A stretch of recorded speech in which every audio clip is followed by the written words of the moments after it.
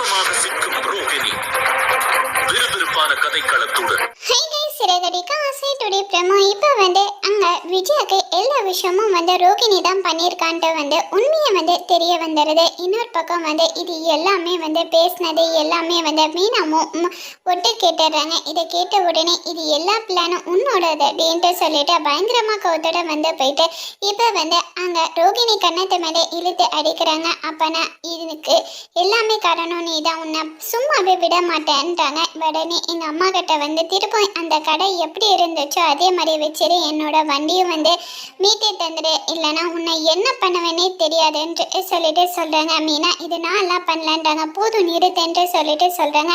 இது எல்லாமே நீ தான் பண்ணியிருக்கன்ட்டு சொல்லிட்டு நான் இப்பவே கேட்டிருக்கேன்றாங்க. சரி, நான் பண்ணது எல்லாமே தப்பு தான், இதுக்கு மேலே நான் எந்த தப்பும் செய்ய மாட்டேன், என்னை தயவு செஞ்சு மன்னிச்சிருன்ட்டு சொல்லிட்டு ரோகிணி இருந்துட்டு மீனா முத்து காலில் விழுந்து கதறி அழிந்துட்டு இருக்காங்க.